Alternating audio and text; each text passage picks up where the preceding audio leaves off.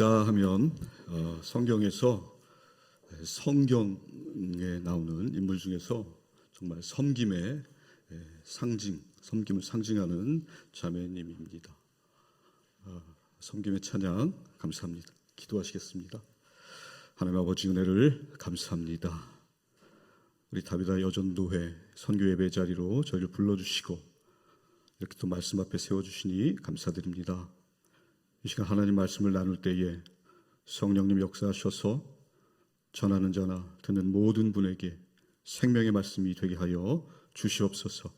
설교자의 주 주님께만 의지합니다. 연약하고 부족한 종은 십자가 뒤에 감춰주시고 예수 보혈로 덮어주시옵소서. 감사합니다. 사랑합니다. 예수님의 이름으로 기도드립니다. 아멘.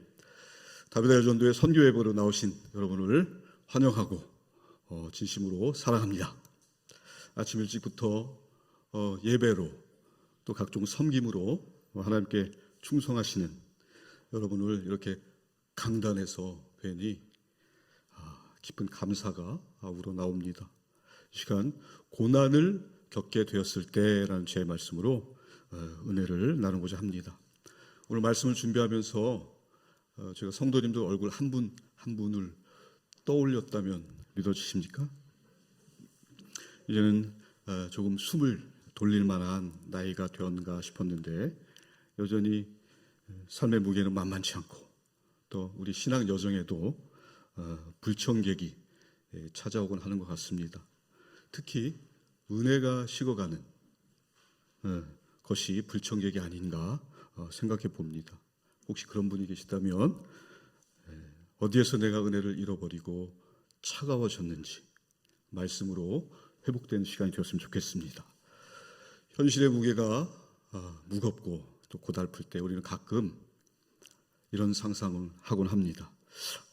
이 복잡한 현실 다 벗어버리고 천사처럼 우아하게 날개치며 주님만 찬양하고 싶다. 그런 생각 해보신 적 없으십니까? 오늘 찬양에도 천사가 등장하는 것 같았습니다. 예전에 제가 찬양대를 했을 때의 기억으로 천사 얘기를 하나 들려드리겠습니다. 같이 나누고 싶었습니다. 제가 찬양대 섬길 때 당시 지휘자님이 전국 여전도회 연합회 지휘자이셨거든요. 그 지휘자님께서 어느 권사님의 간증을 연습 시간에 들려주셨습니다. 어느 날 그 권사님이 집에서 조용히 혼자 솔로 연습을 하고 있는데 분명히 주변엔 아무도 없었는데 이렇게 문득 피아노 옆을 보니까 누군가 있더랍니다. 자세히 보니까 큰 날개를 이렇게 접고 천사가 서서 눈을 감고 조용히 권사님의 찬양을 음미하고 있더랍니다. 그 경험 이후로 그 권사님은 혼자 찬양할 때도 천사가 곁에서 듣고 있다 생각하며 또 열심을 내었다고 합니다. 여러분 믿어지십니까? 지휘자님께서 어찌나 생생하게 말씀하시는지 당시 찬양대원 한 70여 명 됐었는데 눈이 전부 다 동그래져가지고 와 나도 천사를 볼 수 있겠다. 집에서 연습할 때 그런 기대와 소망을 가지고 또 더 나아가서 나도 정말 천사가 되고 싶다. 천사가 되면 얼마나 좋을까. 그런 소망을 품게 되었습니다. 근데 여러분 왜 천사를 소망할까요? 그것은 바로 천사는 우리처럼 구정물통에 손 안 넣잖아요. 그냥 우아하게 날개짓만 하면서 주님만 찬양하잖아요. 저도 한때는 그런 삶을 바랬던 적이 있었던 것 같습니다. 그런데요, 성경은 전혀 다른 말씀을 하고 계십니다. 하나님께서는 그 우아한 천사를 여러분들의 시종으로 쓰시겠답니다. 종 삼겠다는 말씀입니다. 오히려 흙먼지 묻힌 여러분의 그 고달픈 삶을 하나님께서 당신의 후사를 이을 사람이라고 선언하고 계십니다. 히브리서 1장 14절에서 한번 확인해 보겠습니다. 모든 천사들은 섬기는 영으로서 구원받을 상속자들을 위하여 섬기라고 보내심이 아니냐. 아멘. 굉장하지 않습니까? 하나도 안 굉장하신 것 같습니다. 천사들을 창조하신 이유가 여러분들을 섬기게 하기 위해서 하나님이 창조하셨대요. 성경에 기록되어 있습니다. 하나님은 우리가 생각하는 우아한 천사들을 하나님의 후계자로 삼고 계시지 않습니다. 성도이신 여러분들을 상속자요 후계자로 삼겠다고 하십니다. 이런 하나님의 목적 앞에서 우리는 정신이 없죠. 그럴 수가. 그런데 이 하나님의 창조 목적에 대해서, 인간의 존재 가치에 대해서 두 가지 본문으로 대비시키는 말씀이 있더라고요. 같은 인간의 정체성에 대해서 말씀하고 계시는데 극명하게 대비를 이루고 있습니다. 먼저 시편 8편 4절에서 5절 말씀 한번 볼까요? 사람이 무엇이기에 주께서 그를 생각하시며 인자가 무엇이기에 주께서 그를 돌보시나이까. 그를 하나님보다 조금 못하게 하시고 영화와 존귀로 관을 씌우셨나이다. 인간이 어떤 존재이기에 우리 창조주 하나님께서 돌보시는지, 그 다윗은 그 하나님의 크신 사랑에 너무 감격해서 지금 감격의 눈물을 흘리고 있는 장면입니다. 그런데 똑같이 사람이 무엇이기에로 시작하는 본문이 또 하나 있습니다. 바로 욥기 7장인데요. 이 욥기 7장은 전혀 분위기가 다릅니다. 17절에서 19절 말씀인데요. 사람이 무엇이기에 주께서 그를 크게 만드사 그에게 마음을 두시고 아침마다 권징하시며 순간마다 단련하시나이까. 주께서 내게서 눈을 돌이키지 아니하시며 내가 침을 삼킬 동안도 나를 놓지 아니하시기를 어느 때까지 하시리이까. 이 말씀은 욥의 비명입니다. 여러분 욥 잘 아시죠? 그 욥의 고난. 하나님 도대체 제까지 게 뭐라고 이렇게 숨도 못 쉬게 하십니까? 그냥 저를 놔두시면 안 되겠습니까? 왜 침 한 번 삼킬 시간조차도 안 주시고 저를 이토록 잔인하게 단련시키는 것입니까? 라는 욥의 처절한 비명입니다. 여러분 보셨듯이 이 두 개의 본문, 다윗의 기쁨에 환희에 찬, 감격에 찬 그런 탄성과 지금 욥의 이 비명, 이 두 가지 모두가 우리 성도들의 현실입니다. 영광스러운 상속자라는 신분은 너무너무 감사합니다. 그런데 그 영광을 빚어내기 위한 하나님이 우리를 침 삼킬 시간도 주지 않고 몰아붙이는 고난 앞에서 서야 하는 것도 성도의 현실입니다. 우린 그게 싫죠. 다윗과 같이 영화와 존귀의 관을 쓰고 싶은데, 아니 관은 아니더라도 최소한 고난은 면하고 싶은데 고난하고는 친하고 싶지 않은데 하나님은 그럴 수 없다 라고 하십니다. 욥처럼 가자고 하십니다. 도대체 하나님이 왜 그러실까요? 여러분, 바로 여러분을 상속자로 정하셨기 때문입니다. 흔히들 왕이 되려면 왕관의 무게를 견뎌야 한다라고 하잖아요. 그런 이치입니다. 예수님께서 먼저 그 길을 가셨죠. 그렇다면 이 훈련 과정에서 우리 하나님은 저와 여러분에게 무엇을 요구하실까요? 우리를 상속자로 빚어가신 그 과정 가운데 하나님이 원하신 우리의 반응이 있습니다. 이 반응이 바로 오늘 본문입니다. 본문을 통해서 하나님의 뜻을 한번 살펴보도록 하겠습니다. 먼저 하나님이 이렇게 탄식하시죠. 13절입니다. 내가 숫소의 고기를 먹으며 염소의 피를 마시겠느냐? 이 말씀은 당시 이스라엘 백성들의 신앙 생활에 관한 책망입니다. 이스라엘 백성들은 자신에게 문제가 있거나 자신에게 고난이 닥치면 습관적으로 송아지 잡고 염소 잡고 성전에 가서 하나님께 예배를 드렸습니다. 이렇게 예물로 하나님을 달래드리면 하나님께서 돌이키실 거야. 이 고난을 치워주실 거야. 그런 얄팍한 생각에 빠져 있었던 것입니다. 그런데 하나님 말씀하시죠. 분명히 나는 너희가 바치는 짐승의 껍데기 뿐인 그런 제사 필요 없다. 고난이 닥쳤을 때 감수해라. 적당히 넘어가려고 하지 마라. 여러분, 믿음이 깊을수록, 신앙생활이 오래될수록 우리는 신앙생활 자체에 익숙해집니다.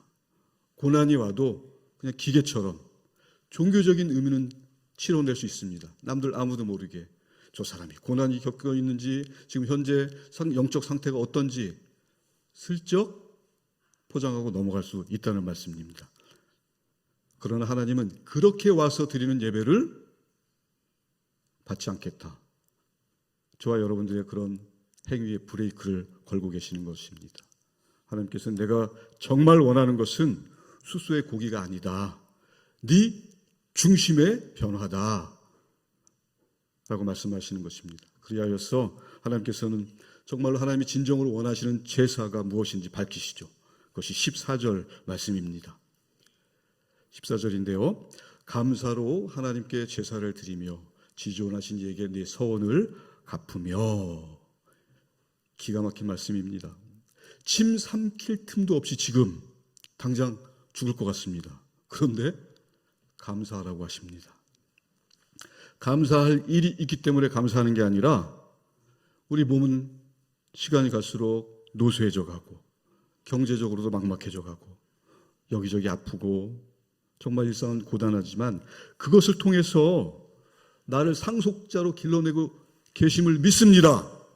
저를 포기하지 않으시고 끝까지 간섭해 주시니 감사합니다. 이런 제사를 드려라. 지금 하나님 말씀하고 계시는 거예요. 이것이 하나님께서 요구하시는 여러분의 수준입니다. 그리고 마침내 15절에서 하나님께서 약속을 선포하시죠. 15절입니다. 환난 날에 나를 부르라. 내가 너를 건지리니 네가 나를 영화롭게 하리로다. 아멘. 하나님께서 지금 엄청난 힌트를 주고 계시는 거예요. 환난 날에 나를 부르라. 하나님이 외치시는 겁니다. 하나님이 여러분을 향해서 러브콜 하고 계시는 거예요. 내가 고난을 겪고 있을 때 혼자 이겨내겠다. 인내하겠다. 고통을 참지 마시고 하나님을 부르세요. 혼자 참는 것도 교만입니다. 부르짖으면 그러면 내가 너를 건져내고 내 영광을 드러내겠다. 여러분 하나님께 기회를 드리세요. 굉장하지 않습니까? 우리 하나님 그런 분이십니다. 실제로 그것을 역사 안에서 증명해내신 분이 계시죠. 바로 예수 그리스도. 하나님이신 분이 인간의 몸을 입고 오셨다는 것 자체가 이미 고난입니다. 그리고 사람들에게 오해받으시고 배신당하시고 또 그 더러운 로마 군병들에 의해서 벌거벗겨지시고 십자가에 달리시고 가장 수치스러운 네가 하나님의 아들이면 내려와 보라를 당하십니다. 우리는 자주 묻습니다. 전능하신 하나님께서 십자가 같은 거 다 건너뛰고 바로 부활로 가시면 안 됩니까? 꼭 그렇게 고통스러운 방법을 쓰셔야 했습니까? 성경은 단호하게 그렇다라고 말씀하시는 거예요. 죽어야 부활이 있다. 십자가 과정을 빼놓지 않고는 부활은 결코 만들어지지 않는다.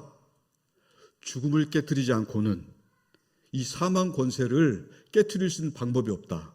하나님께서 죽음으로 죽음을 깨시는 장면인 것입니다. 우리 기독교가 말하는 영생은 단순히 시간적으로 길게 영원히 산다는 개념이 아니에요. 우리 삶의 어떤 비극이라든지 억울함, 심지어 죽음조차도 우리를, 성도인 우리를 파괴할 수 없다. 그것이 바로 영생인 것입니다. 그 영생을 누가 주셨습니까? 예수님이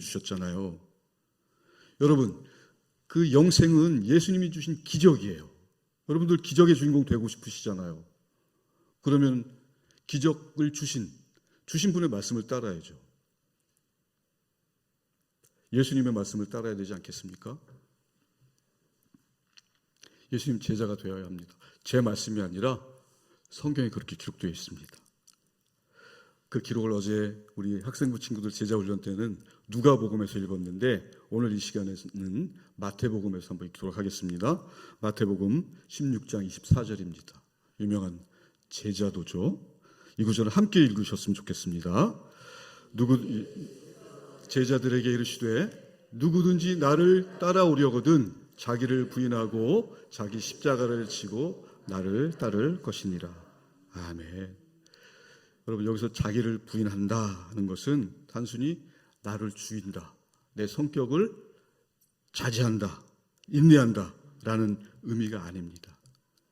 자기 부인이라는 것은 내가 나도 모르게 가지고 있는 패배주의, 그리고 세상과 타협하는 그런 마음들을 꺾어내라, 끊어내라는 말씀이에요.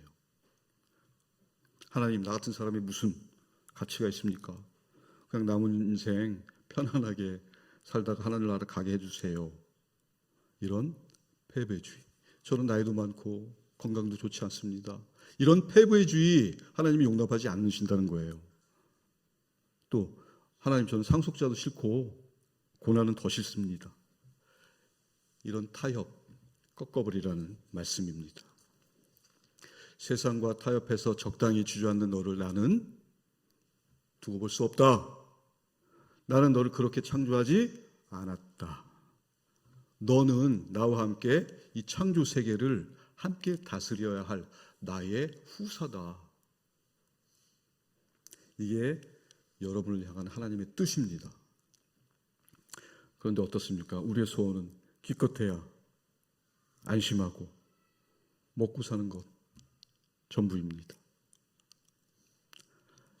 그런 우리의 생각을 하나님께서 고난을 통해서 깨시는 것입니다. 고난을 사용하지 않으면 여러분, 저 얼마나 완악합니까? 우리의 고집은 깨지지 않습니다. 완악함은 깨지지 않습니다. 그렇기 때문에 성도가 겪는 고난, 예수 안에서 성도가 겪어야 하는 고난은 하나님께서 상속자의 자리로 우리를 끌어내시기 위한 하나님의 의지인 것입니다. 그 하나님의 의지는 성경 내내 바뀌지 않았습니다. 앞으로도 바뀌지 않을 것입니다. 고난은 이 땅에서 계속 된다는 말씀입니다. 여러분이 바뀌셔야 됩니다. 사랑하는 여러분, 지금까지 성도에게 닥쳐오는 고난의 이유, 그리고 그 고난을 어떻게 사용하시려 하는지 하나님의 목적에 대해서 살펴보았습니다. 자, 이제 남은 것은 우리의 태도입니다.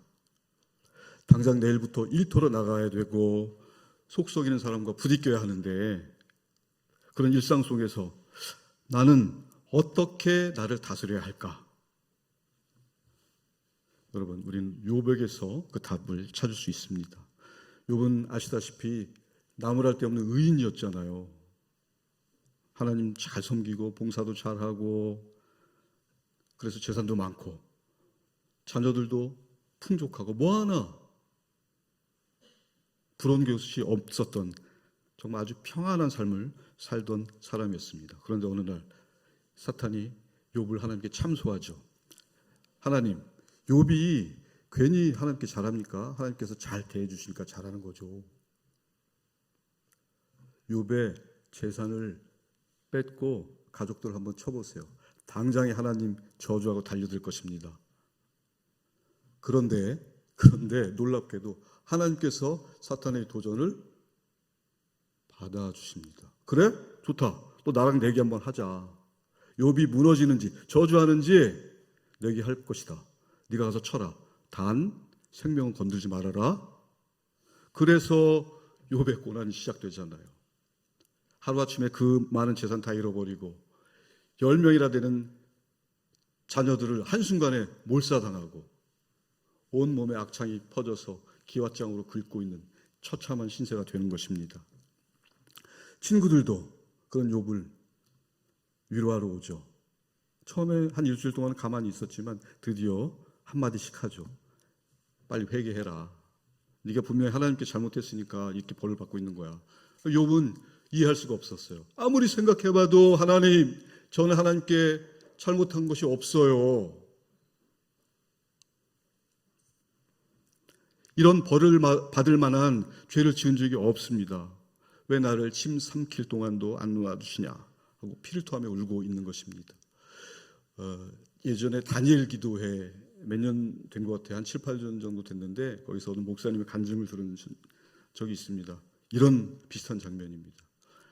젊은 그 부교육자 목사님이셨는데 아들이, 초등학교 다니는 아들이 어느 날 갑자기 근육이 마비되고 근무력증인가요? 그래서 굳어가는, 고칠 수 없는 그런 병이 걸린 거예요. 기도하게 되는데 그 성도분들이 보는 분들마다 사모님한테 그러더래요. 회개 많이 하셔야 됩니다. 지나가는 이 사람도 회개 많이 하셔야 됩니다. 그러다가 몇 달이 지나고 사모님이 어느 날 목사님에게 그렇게 말씀하셨다고 합니다. 표정이 멍해지셔서, 여보, 더 이상 회개할 게 없어요. 우리는 나도 모르게, 그렇죠? 의식하지 못한 상황에서 딴에는 좋게 말하려고 했는데 그 사모님에게는 너무나 아픈 상처가 되었던 것입니다. 오늘 욥이 그렇습니다. 하나님, 왜 침 삼킬 동안도 저를 놔두시지 않으세요? 다비다, 우리 회원 여러분, 또 성도 여러분, 여러분들도 욥과 비슷하지 않습니까? 여러분이 뭐 하나님께 크게 범죄하셨습니까? 크게 잘못한 거 없잖아요. 열심히 살았고, 자식들 키웠고, 교회 뼈 빠지게 청소했고, 식당 봉사했고, 11조 바쳤고, 그런데 왜 노후에도 일하러 가야 됩니까? 왜 갈수록 기쁨이 사라집니까? 내가 무슨 죄를 지어서 하나님께 벌을 받고 있지 않는가? 혼자 눈물 짓고 계시는 분이 혹시 안 계십니까? 하나님께서 오랜 침묵 끝에 드디어 욥에게 나타나십니다. 욥기가 전체 42장이거든요. 그런데 무려 38장에서 하나님이 등장하셔요. 폭풍 가운데서 욥에게 나타나셔서 뭐라고 말씀하십니까? 너는 대장부답게 허리를 묶고 영광과 존귀의 관을 쓰고 영화를 옷 입으라 말씀하시는 것입니다. 이 말씀의 뜻이 무엇입니까? 내 아들답게 정신을 차리고 하나님의 형상을 갖추어라. 거기서 울고불고 하지 말아라 라는 것이에요. 그리고 창조세계를 쫙 보여주시잖아요. 우박창고가 어디 있는지 아느냐? 왜 저 바닷물이 육지를 더 이상 못 쳐들어오는지 아느냐? 리워야단이, 네가 리워야단을 밧줄로 코를 꿰을 수 있느냐? 우주 만물을 보여주시고 창조의 섭리를 보여주시는 가운데 드디어 욥이 깨닫죠. 그냥 한낱 생물의 짐승으로 과 같은 존재로 만든 것이 아니구나. 하나님께서는 나를 이 창조 세계를 함께 다스려 나가자는 후계자로 부르셨구나. 그래서 욥이 고백합니다. 하나님, 제가 그동안 하나님을 귀로만 들었었는데 이제는 비로소 하나님을 보게 되었습니다. 라고 고백하며 진심으로 회개를 하게 되는 것입니다. 하나님의 영광을 헤아리지 못한 어리석음. 하나님의 기대가 이렇게 높은데 나는 고작 밥 한 술에 만족하는 생물로 만족하기를 바랬구나. 자신의 지위와 존재와 하나님이 기대하시는 바를 비로소 깨닫게 되는 것입니다. 그렇습니다. 여러분, 고난은요, 하나님께서 우리를 미워해서 내리는 벌이 아닙니다. 고난은 하나님이 하나님 명예를 통째로 거시고 여러분에게 승부를 하고 계시는 거예요. 여러분 수준 높게 대우하고 계시는 것입니다. 얄팍하게 타협하려는 우리를 기어이 내 상속자로 만들겠다. 하나님의 의지요 간섭인 것입니다. 그것이 성도가 겪는 고난의 의미입니다. 믿으십니까? 이 고난이 바로 우리를 향한, 저와 여러분을 향한 하나님의 진정성입니다. 혹시라도 고난을 겪을 때 내 예배 생활을 한번 돌아보셨으면 좋겠어요. 내 마음이 정말로 예수와 닿아 있는지 나를 점검하고 겸비할 때, 숫소를 드리는 게 아니라 내 중심을 드릴 때 폭풍 속에서 하나님을 만나게 되실 것입니다. 그리고 하나님, 이 좋은 세상에 속절없이 늙어간다는 게 너무 억울합니다. 늙는 것도 억울한데 예수 믿지 않는 죄송합니다. 것들은 더 잘 살고 저는 뭡니까? 이렇게 억울할 수가 있습니까? 여러분, 근데 이것을 넘으셔야 돼요. 아무리 억울한 게 있어도 그 억울함을 넘어서는 감사의 제사를 드리십시오. 나의 수준을 뛰어넘는 감사를 드릴 때 그때 하나님께서 응답하실 것입니다. 갱년기에 오는 우울함, 또 남들에게 말 못할 사연들로 혼자 눈물 짓지 마십시오. 하나님을 부르세요. 우세요. 환난 날에 나를 부르라. 내가 너를 건지리니. 약속의 말씀을 붙잡고 강단 앞에 나와서 우세요. 엎드려 부르짖으십시오. 우리 새벽 기도, 금야 심야 기도 얼마나 은혜롭습니까? 여러분,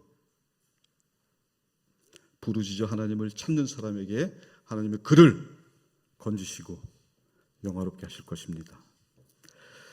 말씀을 정리하겠습니다. 사랑하는 여러분, 예수 안에서 겪는 고난은 저주가 결코 아닙니다. 하나님의 동역자요 상속자로 빚어내시는 하나님의 간섭입니다. 나를 향한 그 하나님의 진정성을 믿으시기 바랍니다. 하나님께서 나를 얼마나 존귀하고 영광스러운 존재로 여기시는지 깨달아서 대장부처럼 허리를 묶고 위엄과 존귀로 단장하며 영광과 영화를 입으십시오. 지금 고난을 겪고 계십니까? 신앙생활의 기쁨을 잃어가고 계십니까? 끝으로 말씀을 함께 읽으면서 설교를 마치겠습니다. 고린도후서 11장 23절에서 27절 말씀입니다. 고린도후서 11장 23절에서 27절 말씀입니다. 함께 읽겠습니다.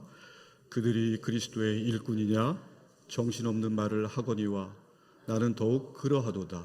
내가 수고를 넘치도록 하고 옥에 갇히기도 더 많이 하고 매도 수없이 맞고 여러 번 죽을 뻔하였으니 유대인들에게 40에서 하나 감한매를 5번 맞았으며